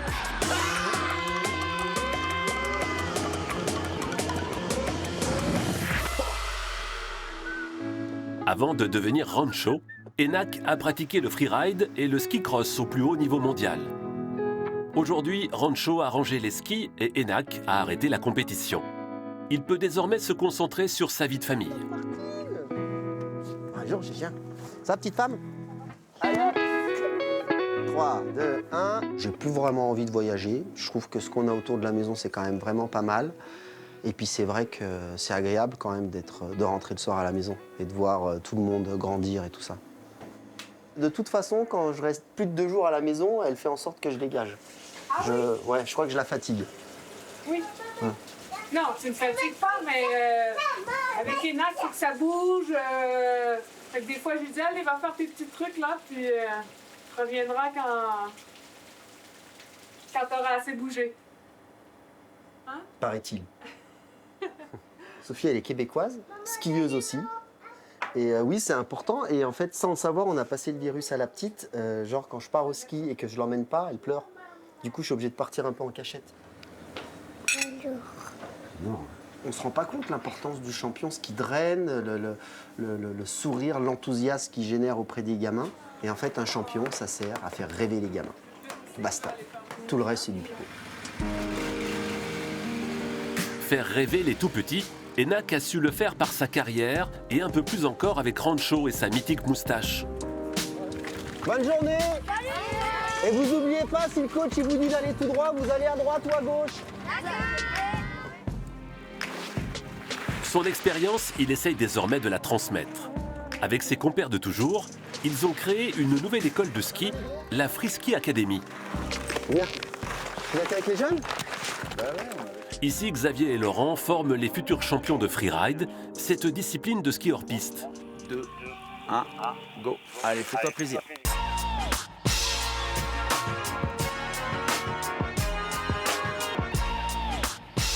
Il y a beaucoup de travail, beaucoup de rigueur, parce qu'ils veulent aller chercher le haut niveau. Et pour aller chercher le haut niveau, on est obligé de passer par là. Et surtout dans le freeride, il n'y a pas de hasard.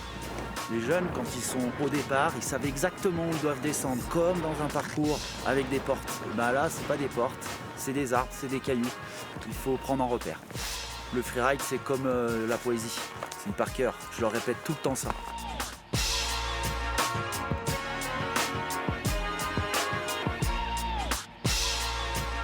En fait, notre niveau il y a 20 ans par rapport au niveau des jeunes aujourd'hui, c'est incomparable. Ils sont beaucoup plus matures que nous on était. Et puis surtout, ils ont déjà une démarche pro. Sous leurs allures désinvoltes, ces professionnels sont prêts à de nombreux sacrifices, comme en témoigne le dossier médical d'Enac. Je dois avoir 3 ou 4 traumas crâniens, une épaule, un sternum, lombaire, disque, bassin, pubis, 3 fois les côtes, 9 entorses du genou, 2 ménisques, tibia péroné et 5 ou 6 chevilles, je crois. Là, on parle pas des doigts ni du nez. On y va les jeunes? Allez, c'est parti. Allez. Au-delà de la technique, Enac, en bon capitaine, conseille certains jeunes pros dans leur carrière, comme Axel et Oscar. Car aujourd'hui, le ski est devenu un véritable business où l'image prime. Capitaine, regarde, j'ai fait une nouvelle coupe. J'espère que tu vas être fier. Un truc de Justin. Ah, c'est beau ça. Ouais, alors du coup, j'essaie de laisser pousser la moustache, mais j'ai encore un peu d'années là.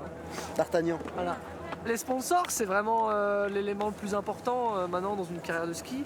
On n'a pas forcément les armes pour pouvoir négocier ou se battre avec les marques. Et du coup, d'avoir quelqu'un d'aussi influent et qui nous aide vraiment à temps plein, nous, ça nous aide vraiment à nous retrouver et avancer un peu plus facilement. Ouais. Plus qu'un capitaine, je crois que je suis le tonton plutôt, parce que je suis plutôt bienveillant, moi je crois. Et puis en plus de ça, moi je m'épanouis quand je vois qu'eux s'éclatent.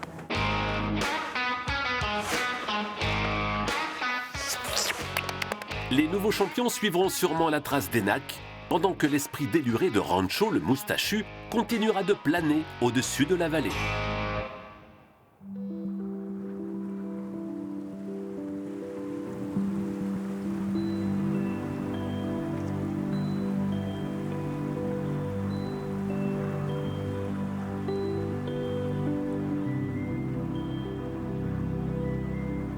Hello les amis. Salut Isma. Ça va? Vous allez bien? Et toi? Eh ben ça va très bien. Bon, je suis un peu fatigué parce que c'était sportif hein, quand même.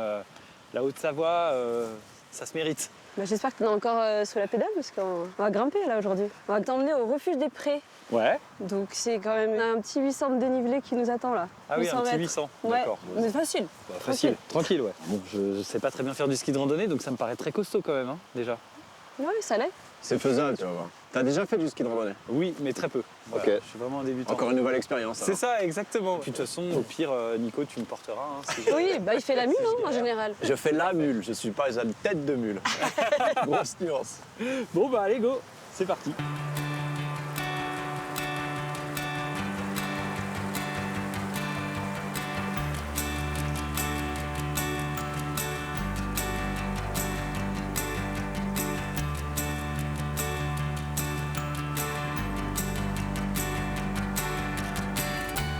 C'est quand même le bonheur d'être là, hein. C'est génial. C'est trop bien. Tu vas voir, c'est hyper dépaysant. Ah ouais, j'adore ce début de randonnée, on est plongé dans les éléments. La rivière, la forêt, la glace sur les rochers là. La petite église. Elle est magnifique, hein. C'est la vraie petite église de montagne ça aussi. Hein. Bon et là vraiment on commence à monter. Ah oui, ça se sent. Mais tu vois, c'est ça qui est génial à rando.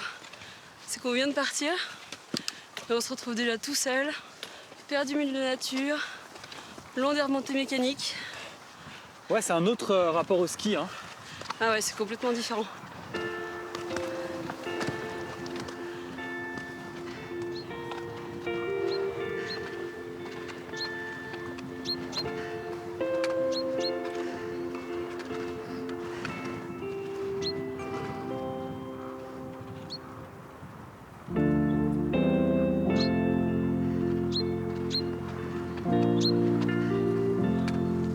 Et Nico, tu peux nous attendre, hein? C'est toujours qu'il part devant celui-là. Hein. C'est très désagréable. Hein. Bah, en général, c'est vrai que je transpire et lui, il a le temps de passer des coups de fil, tu vois, si on va vraiment au même rythme. Mais toi, avec la muco, quand on fait un effort comme celui-là, est-ce que tu dois respirer d'une certaine manière? Est-ce que tu dois gérer ton effort? Je respire surtout comme je peux, surtout en montée, tu vois, c'est plus dur pour moi de parler. Mais voilà, si on fait des pauses, je récupère et je peux repartir. Et... C'est dingue que tu arrives à faire tout ça, quoi. C'est génial, moi j'adore en fait cet effort. T'es complètement perdu au milieu de nulle part, c'est ultra dépaysant. C'est ce qui me permet de aussi penser un peu à autre chose. Toi, quand on est là, tu déconnectes de tous tes soucis que t'as laissés au fond de la vallée. C'est vrai. je me dis que j'ai eu de la chance de pouvoir réussir à faire cet effort-là aussi. Et, tu vois, je sais qu'il y a plein d'autres patients muco et d'ailleurs d'autres patients tout court qui peuvent pas faire ça ou qui pensent qu'ils peuvent pas le faire. Donc j'espère pouvoir en inspirer certains. Et...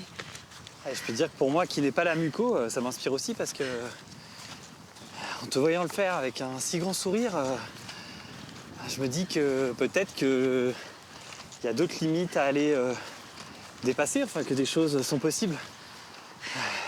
Tout est possible. Et ça fait du bien d'entendre ça. Ça fait du bien.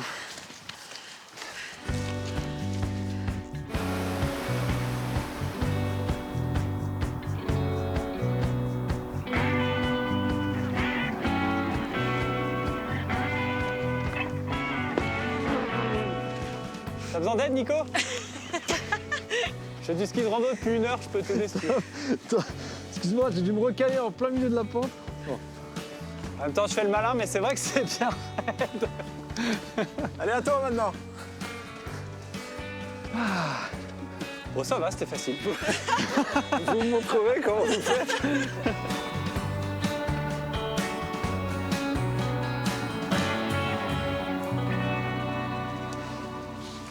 Ça va, Isma?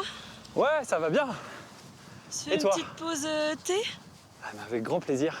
Bon alors, t'as vu, normalement ici, c'est le Mont Blanc. Waouh, c'est vrai. Voilà. Très vertigineux. Donc il est derrière ces montagnes dans le brouillard. Faut imaginer, il est quoi. là, il faut l'imaginer. J'aime bien cette ambiance, moi. Et je trouve que le décor en noir et blanc, là, c'est quand même... Le calme, la nature pour nous. Ouais. C'est une petite ambiance, un peu mystérieuse. C'est ça aussi la montagne. Regarde, aujourd'hui, on aurait aimé avoir un ciel bleu magnifique, du soleil, le Mont Blanc, carte postale. Bon, voilà, il faut s'adapter. Hein. C'est comme la rando, le principe, il faut aimer aussi la montée. Si tu ne fais de la rando que pour le plaisir de la descente, non, tu vas beaucoup trop souffrir. C'est une autre approche que le ski alpin, les stations classiques où tu montes, tu descends en longueur de journée. Tu consommes plus la montagne que tu en profites, je trouve. Et la randonnée, ça te permet de te reconnecter avec la nature, de reprendre le temps. Puis c'est beaucoup de partage aussi, je trouve. Même si on parle pas forcément quand on monte, parce que... Voilà, moi, j'ai un peu de mal, ouais. Faut souffler, moi aussi. T'es un peu dans ton aventure intérieure, puis tout d'un coup, tu retrouves les autres, et là, tu t'émerveilles des mêmes choses. Donc, il y a un côté partage que j'aime beaucoup, moi.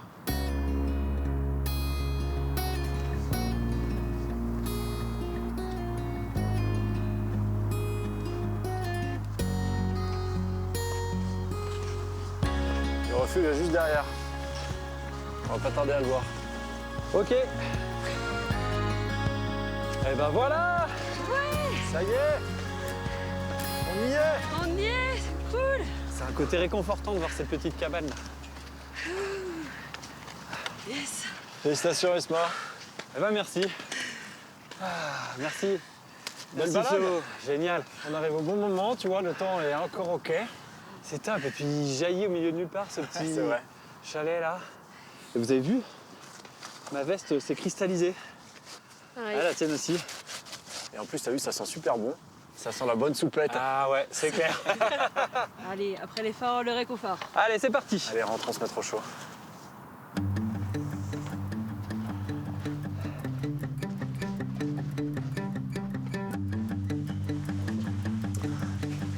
Ça sent bon. Ça doit être là. Oh, mais c'est très mignon tout ça. La petite chambre. Petit coup de fatigue quand même. Hein. Et toi, Nico? Ça va, ça va. Parce que moi, là, rien du tout, quoi. Moi, franchement, vous m'aviez dit ça va être super dur. Fais le malin. Je crois que je vais dormir comme un bébé. Il paraît, hein, que je ronfle un peu. Ah ouais? Pas cap. Bah, ça va être sympa. Et il y a un truc qui m'impressionne quand même, c'est que toi, même après 800 mètres de dénivelé, t'es toujours bien coiffé. Ah c'est ouais? impeccable. C'est l'effet bonnet, ça. Parce que moi, tu vois, je garde mon bonnet avec toi. Hein. Parce que moi, voilà. Ah oui. Ah ouais, c'est moi. Ah ouais. C'est moi gagné. Bon, bah, je t'apprendrai demain alors. Ouais, c'est ça. Faut vraiment que tu me donnes toutes tes techniques. Hein. Allez.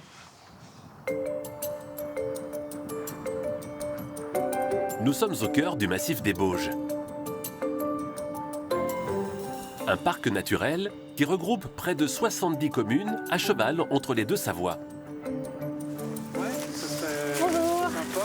Enchantée. Vous avez fait combien à peu près là de la coupe On a fait 100 mètres cubes. Ok, d'accord. Il vous reste beaucoup encore 550. Ah ouais, quand même, ouais. Ouais. Ok. Caroline fait partie des équipes du parc. Son rôle, travailler avec les différents partenaires pour la gestion des forêts publiques et privées du territoire. Le massif des Bauges, c'est vraiment un massif très forestier puisque plus de la moitié de la surface du parc, 60% exactement, est couverte par la forêt.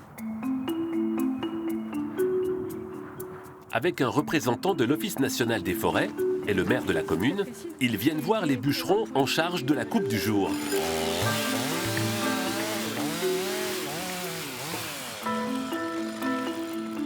Mais alors du coup, il le pompe pour que ça tombe dans l'autre de l'autre côté. Hein. Voilà, parce que l'arbre il penche vers nous. D'accord. Alors là, quand il met le cri, en fait, il va chercher à le relever. Oui. Qu'il puisse tomber carrément à l'inverse d'où il penche. D'accord.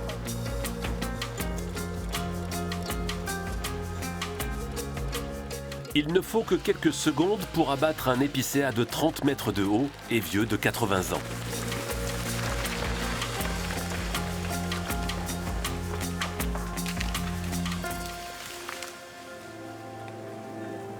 Oui, c'est émouvant, c'est pour ça qu'il faut le respecter tout le temps, mais c'est indispensable. C'est pour l'avenir de la forêt qu'on coupe des arbres, quoi. Ces coupes permettent de supprimer les arbres malades ou de donner de l'air aux autres. Un mal nécessaire pour la régénération de la forêt. Et en fait, le résultat, on ne verra probablement pas, puisque pour qu'une forêt pousse, et qu'un arbre devienne adulte, il faut au moins 50, 80, 100, une centaine d'années. Donc aujourd'hui, on teste des choses, on met en place des suivis, mais qu'il va falloir mener vraiment dans la durée. Le massif des Bauges est aussi un territoire extrêmement rural. Les équipes du parc ont donc des missions très différentes. Audrey Stucker travaille avec les acteurs du monde agricole local. Aujourd'hui, la ferme des Châtelains sur la commune de Puygros. On s'était dit pour tous les agriculteurs qui étaient engagés dans les plans de gestion en pelouse sèche et puis en alpage, que vous puissiez un petit peu communiquer sur votre engagement pour la biodiversité. Ben, c'est super. Cette famille d'agriculteurs produit des fromages frais, des tomes et autres produits laitiers.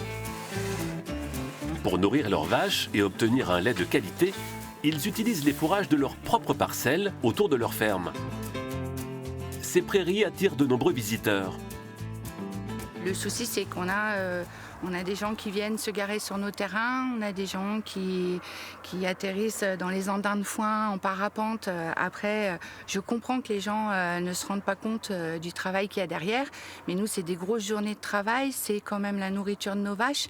Pour avoir des bons produits, il faut avoir du bon foin au départ, de la bonne nourriture pour nos vaches, et ensuite, nous, on fait le travail en amont pour fabriquer nos fromages. Production locale et distribution en circuit court. Les produits sont vendus directement à la ferme. Un engagement soutenu par le parc.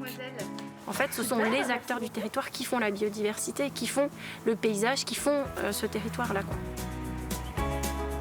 Le massif des Bauges, c'est ces paysages qui sont remarquables et qui sont attractifs. Et donc, comment est-ce qu'on concilie la biodiversité avec l'agriculture? Comment est-ce qu'on concilie l'agriculture avec le tourisme pour que chacun puisse travailler ou profiter de ces espaces-là le mieux possible? Le mélange rouge-blanc, là, regardez comme c'est beau. Santé!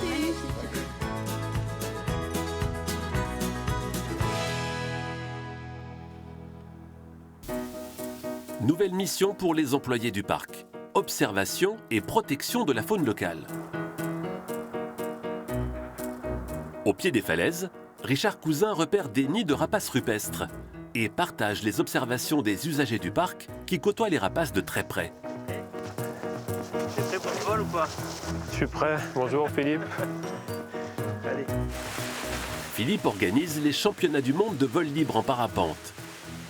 Vous les voyez sans doute de plus près que nous. Nous, on est souvent au pied des falaises, en fait, à essayer de l'observer à quelques centaines de mètres ou dizaines de mètres au mieux à l'aide de longue vue. J'ai un exemple typique, c'est sur le grand lac qui est juste derrière nous, où c'est qu'il y a un aigle royal qui m'est arrivé, on fait un couple, hein, donc le plus gros c'est la femelle, si je ne me trompe pas. Elle était au-dessous de moi, et quand elle est arrivée à ma hauteur, elle a tourné la tête vers moi, Le regard est impressionnant, hein. Donc ça anime le respect, l'humilité. On a le droit d'être avec eux, mais ça reste quand même leur territoire, il ne faut pas l'oublier. Autour des zones de nidification, Richard et ses partenaires définissent des bulles de quiétude, des zones interdites au vol. T'es prêt? 1, 2, 3. Allez, on y va. On met les lunettes. Le massif s'étend sur 900 km². Pour le protéger et gérer des missions si diverses, les équipes du parc s'associent à de nombreux partenaires au cœur de la population locale.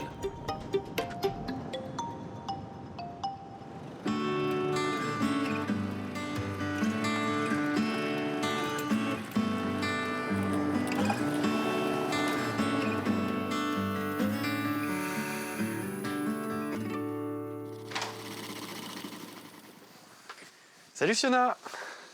Salut Sima, ça va? Ouais, et toi, t'as bien dormi? Trop bien. Personne n'a ronflé. Ouais, je crois. Tu fais tes soins là, c'est ça? Ouais, petite routine matinale. Ça consiste en quoi? J'ai juste mis un produit dedans et avec la nébulisation, je respire en gros les vapeurs et ça va directement dans les bronches. Et tu dois prendre aussi des médicaments ou des choses comme ça? Par jour, c'est une petite trentaine. Ah, tu prends une trentaine de médicaments par jour? C'est assez impressionnant. Ah oui, d'accord. Et parce que, sincèrement, ce qui est troublant pour moi, c'est que hier, je t'ai entendu respirer avec un petit peu de difficulté à des moments, mais pas plus que moi finalement. Donc tout a l'air normal quand on te voit comme ça. Du coup, pour être normal, tu vois, il faut que je fasse tout ça tous les jours, tous les matins et tous les soirs. Ouais, donc ça donne une sacrée valeur au moment que tu peux vivre sur tes skis de randonnée où tu profites juste du paysage, quoi. C'est clair, c'est vachement intense. Je comprends, je comprends. T'as vu qu'il a neigé? Ouais, hallucinant. J'allais m'habiller parce que t'as vu là, c'est top au look. Hein. Mais ça te va bien, hein? Ouais, petit pas chassé. Petit danseur étoile. Ouais, c'est pas mal, hein, t'as vu? Bon, allez, j'y vais. À tout de suite. Ouais, je te rejoins au petit-déj. Ça marche.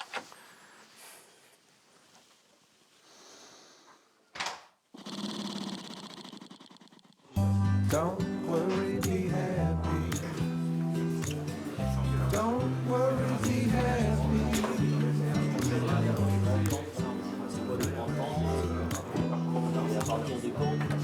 Merci. T'as bien dormi? Pas trop mal. Je me suis pas mal réveillé quand même. Hein. À cause de moi? Non, je pense que c'est la nuit en refuge, tu vois, dormir collectivement.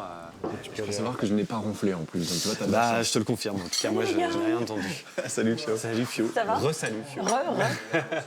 Ça va bien, ça y est, t'as fini tes soins? Ouais, ça y est. Tiens, tu veux un petit thé? Un peu de thé, ouais. Par contre, t'as vu qu'il a neigé cette nuit? Bah oui. Ouais.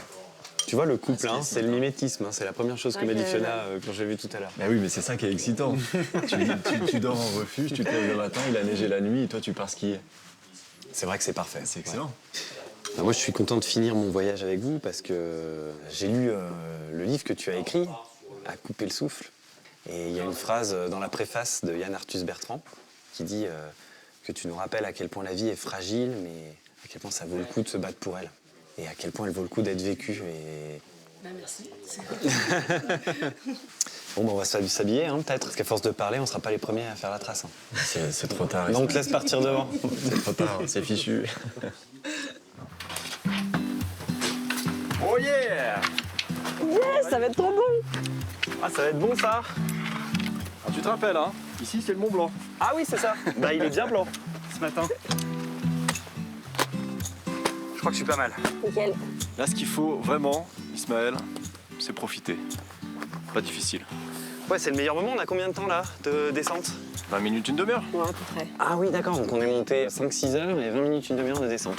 De pur plaisir, on dit. Ouais, c'est ça. Tu t'en souviendras? Ouais, je m'en souviendrai parce que ça donne beaucoup de force à chacun de ces moments. On y va? Allez. Let's go. On va. Allez, go! Et quand je tombe, vous rigolez pas. Hein. Y a pas assez de pente?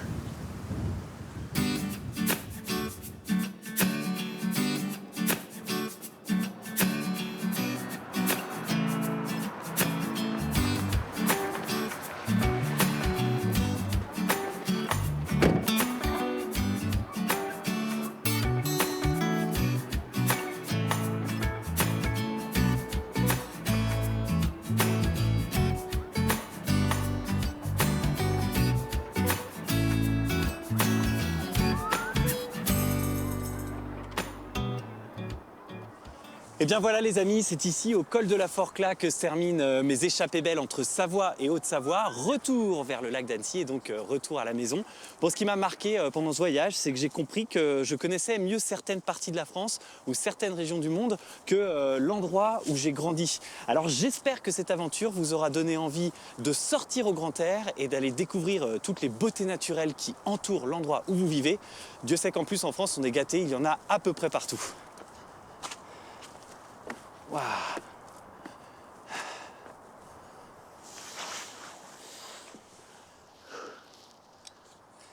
Et puis il y a une chose qui m'a marqué dans le caractère des gens d'ici, c'est que j'ai eu la sensation de rencontrer des personnes à la fois idéalistes et réalistes. Je pense par exemple aux 2 éleveuses de chèvres de Cruseilles, Célia et sa sœur Lucie, qui réalisent leurs rêves à travers leur élevage, mais qui sont très ancrés dans leur terroir, ou encore dans un tout autre registre, à Liv Sansos, vous savez, la légende de l'alpinisme à Chamonix, qui est une rêveuse les pieds sur terre, à la fois attirée, fascinée par ces sommets, et en même temps toujours dans la sécurité, l'instant présent, vu le danger que cela représente d'aller se confronter à ces montagnes.